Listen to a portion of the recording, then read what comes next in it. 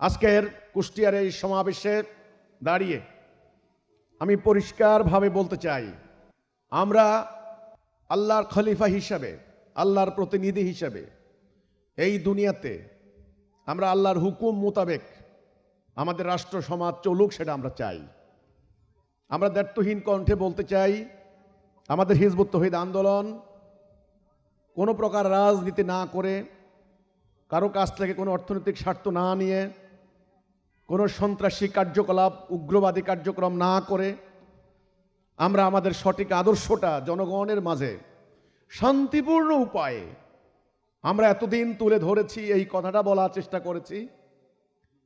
মানুষের রচিত জীবন ব্যবস্থা, মানুষের তৈরি আইন মানুষকে শান্তি দিতে পারে নাই, পারবে না, এটা ব্যর্থ।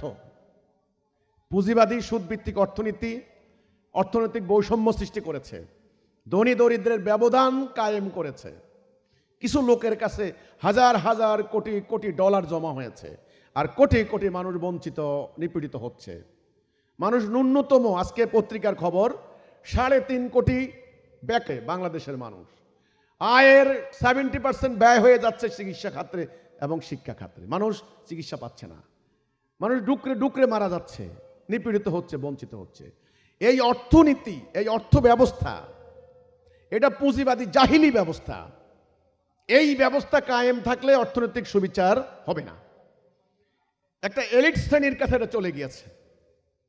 আর এই যে রাজনীতি একটু আগে বলেছি, এটাকে সমূলে উৎখাত করতে হবে। এই রাজনীতি ব্রিটিশ আমলে তৈরি করা ধাপ্পাবাজের রাজনীতি, এখান থেকে আমাদেরকে বেরিয়ে আসতে হবে। এবং আমরা বলেছি, এই যে বিচার ব্যবস্থা, এটা মানুষের তৈরি আইন, এখানে ত্রুটি রয়েছে। এখানে ঘাটে ঘাটে টাকা দিতে হয়। 1 ডিসিম জমির জন্য মামলা করেন, আপনাকে ফকির বানিয়ে দেয়। 40 বছরেও মামলার কোনো রায় হয় না। সামান্য একটা অপরাধের জন্য বছরের পর বছর আপনাকে জেল খাটতে হচ্ছে। জামিন হওয়ার পরেও বের করার কেউ নাই, 2.5 বছর জেলখানা থাকছেন। মিথ্যা মামলা, আপনার টাকা নাই, আপনাকে মিথ্যা মামলায় আপনাকে ফাঁসিয়ে দেওয়া হচ্ছে। একটা মামলা জামিন হচ্ছে, 10টা মামলা লাগিয়ে দেওয়া হচ্ছে পরিকল্পিতভাবে। এই যে বিচার বিভাগের দুর্বলতা, এই যে ব্যর্থ, আপনার মামলা যখন লেখে থানা থেকে ফরওয়ার্ডিং কপি, সেখানে মিথ্যা, তদন্তের মধ্যে মিথ্যা, আদালতে জেরা করে মিথ্যা, উকিলরা জানে মিথ্যা মামলা, তারপরেও পক্ষ নেয় টাকার জন্য।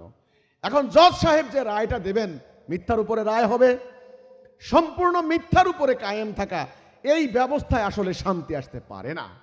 এই জন্যে আজকে কোটি কোটি মানুষ কষ্ট পাচ্ছে। স্বাধীনতার পর 1.25 কোটি থেকে 1.5 কোটি মামলা হয়েছে, কল্পনা করেন। এই ইন্টারিম গভর্নমেন্টের টাইমে প্রায় 2 লক্ষ মামলা হয়েছে।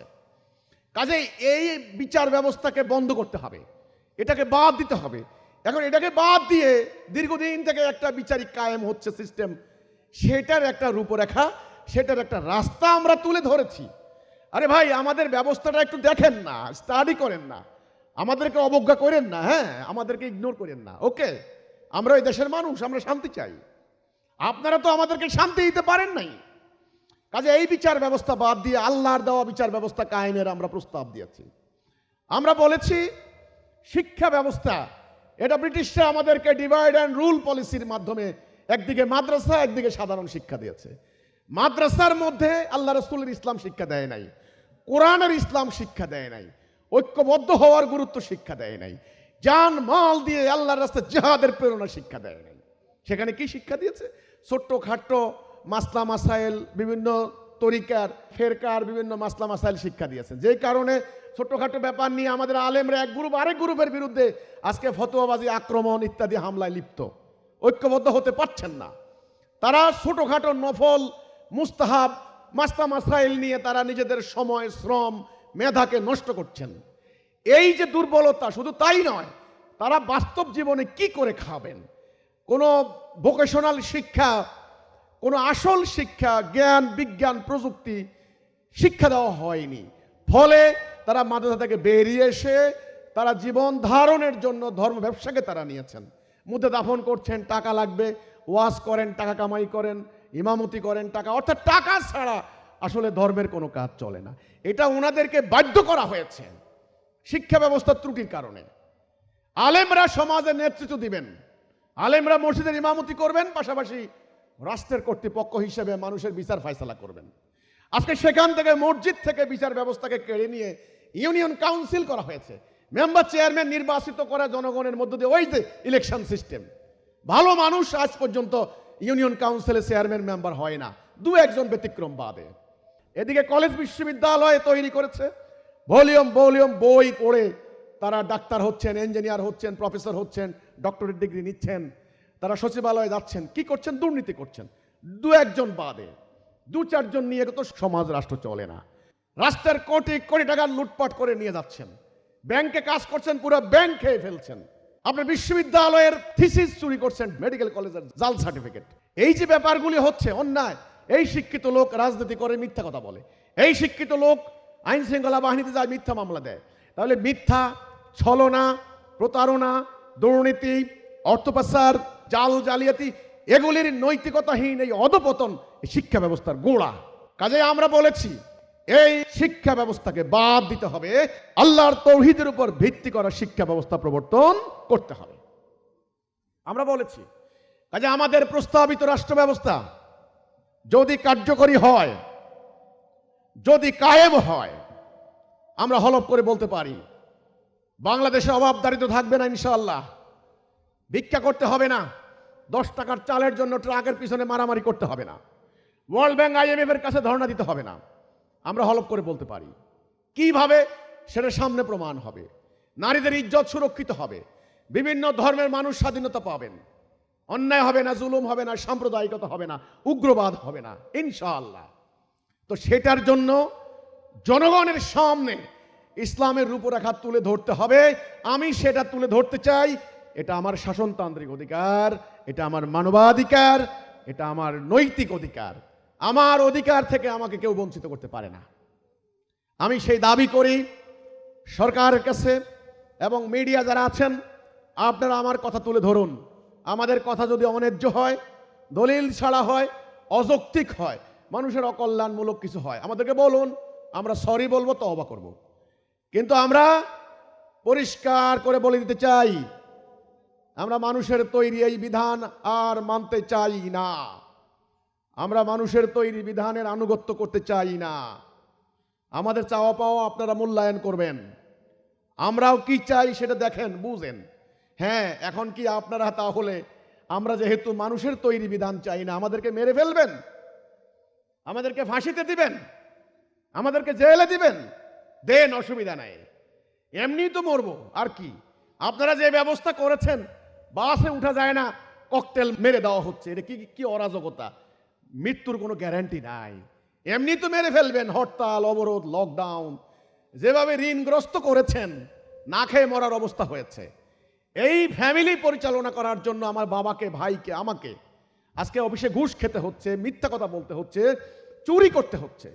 ব্যবসায়ের বিনিয়োগ করছেন, বিনিয়োগ নাই, বিনিয়োগ গায়েব হয়ে যাচ্ছে। ক্ষুদ্র ব্যবসায়ী, মাঝারি ব্যবসায়ী সবাই তাদের পুঁজি হারিয়েছেন। লক্ষ লক্ষ ব্যবসায়ী কান্না করছে, ঋণগ্রস্ত, আত্মহত্যা করে মারা যাচ্ছে কৃষকরা, ব্যবসায়ীরা। আজকে বিভিন্ন এনজিও, একজন এনজিওর মহাজন রাষ্ট্রের এখন কর্তৃপক্ষ, এই এনজিওর জ্বালায়, সুদের জ্বালায় আমার দেশের মানুষ আত্মহত্যা করছে। কাজেই আমরা তো এমনি মারা যাব। আপনারা লকডাউন দেবেন, হরতাল দেবেন, ক্র্যাকডাউন দিবেন, না খেয়ে মরবো। কাজেই মরতে হবে, কিন্তু এভাবে মরতে চাই না। আমরা আল্লাহর দ্বীন প্রতিষ্ঠা করে শহীদ হতে চাই, আল্লাহর কাছে যাবো শাহাদাতের মর্যাদা নিয়ে। বাস, আপনাদের এই ব্যর্থ ব্যবস্থা মেনে দুনিয়াতে অশান্তির আগুনে মরতে চাই না। আপনারা কল্পনা করতে পারবেন না, একটা বাসের স্টাফ বাসে ঘুমাচ্ছিল, সেখানে বোম মেরে ওই বেচারাকে জ্বালিয়ে দিয়েছে। আমরা কি এদেশে দেখি নাই হরতালের নামে পেট্রোল বোমা নিক্ষেপ করেছে গরুর গাড়িতে, মাছের গাড়িতে, পাখির মুরগির গাড়িতে? দেখি নাই? আবার শুরু হয়েছে, কথা নাই বার্তা নাই। একদিনের হরতালে 40টা গাড়িতে আগুন দিয়েছে, কত মানুষ মারা গিয়েছে। রেলগাড়িতে আগুন লাগিয়ে দিয়েছে, জীবনের কোনো গ্যারান্টি নাই। কাজেই মরতে হবে, বোমা খেয়ে মরতে হবে আপনাদের অত্যাচারে, জুলুমে। এইভাবে আমরা মরতে চাই না, আমরা শহীদ হতে চাই। আল্লাহর দ্বীন প্রতিষ্ঠা করে শহীদ হব, কথা নাই। তবু আমরা এই ব্যর্থ মানুষের তৈরি শিরিক, কুফর, দলালাহ, গায়রুল্লাহ, আমরা এটা মানব না। আমরা পরিষ্কার ঘোষণা দিচ্ছি, এই ঘোষণার নাম লা ইলাহা ইল্লাল্লাহ। লা মানি মানি না, ইলাহা মানি হুকুমদাতা, বিধানদাতা। আল্লাহ তোমার বিধান ছাড়া আমরা কারো বিধান মানি না। লা ইলাহা ইল্লাল্লাহ মুহাম্মাদুর রাসূলুল্লাহ। কথা শেষ।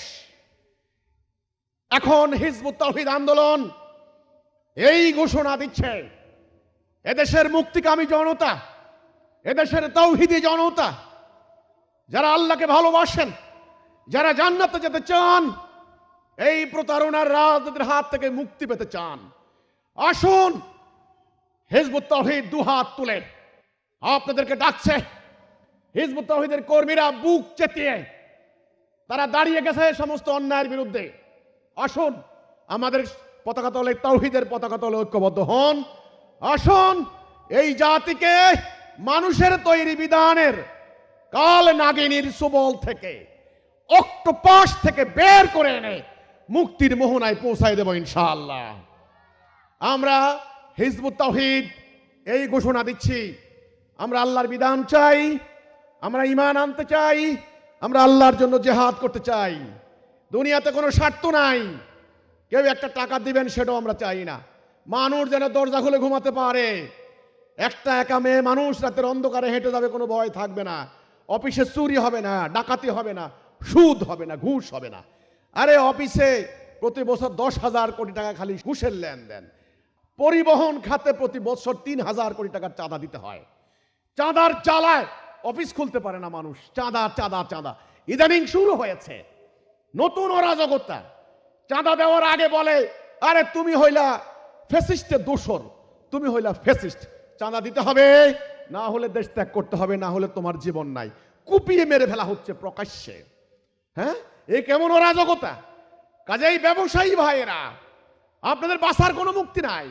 আপনাদের পুঁজি গায়েব করে নেবে এই সুদ, সুদী মহাজন, আন্তর্জাতিক মহাজন, ব্যাংকের মহাজন।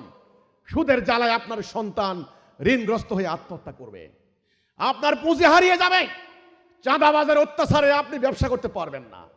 আসুন এই ব্যবস্থা থেকে বেরিয়ে আসুন, আল্লাহর দ্বীন কায়েম করুন। ইনশাআল্লাহ একটা টাকা চাঁদা দিতে হবে না, এটা আমি হলফ করে বলতে পারি।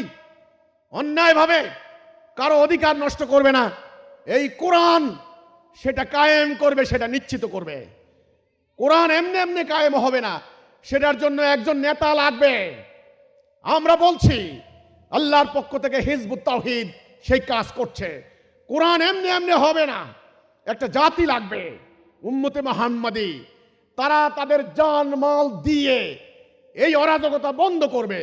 সেটার জন্য হিজবুত তাওহীদ মাঠে ময়দানে নেমেছে। ব্যবসায়ীরা, কৃষক, শ্রমিক যারা আছেন, বুদ্ধিজীবী, সাংবাদিক, শিক্ষকরা, আপনাদের মান সম্মান ধুলায় মিশিয়ে দিয়েছে। সম্মান নাই, জুতার মালা দিয়ে শিক্ষকদেরকে ঘুরানো হচ্ছে, ইজ্জত চলে গিয়েছে। অনেক শিক্ষক আত্মহত্যা করেছেন, স্ট্রোক করেছেন এই অপমান সহ্য করতে না পেরে। কাজেই সবাই মিলে আসুন, হিজবুত তাওহীদ আন্দোলন আপনাদেরকে ডাক দিচ্ছে, মুক্তির মোহনায় নিয়ে যাবে ইনশাআল্লাহ, আল্লাহর দ্বীন প্রতিষ্ঠা করার জন্য। আজকের এই সম্মেলন থেকে আমি সবাইকে উদাত্ত আহ্বান জানাচ্ছি, আসুন তাওহীদের উপর ঐক্যবদ্ধ হই, আল্লাহর দ্বীন কায়েম করি, এই অরাজকতা থেকে আমরা বের হই, আমাদের ভবিষ্যৎ প্রজন্মকে বের করি। আল্লাহ হাফেজ। সালামু আলাইকুম ওয়া রাহমাতুল্লাহি ওয়া বারাকাতুহু।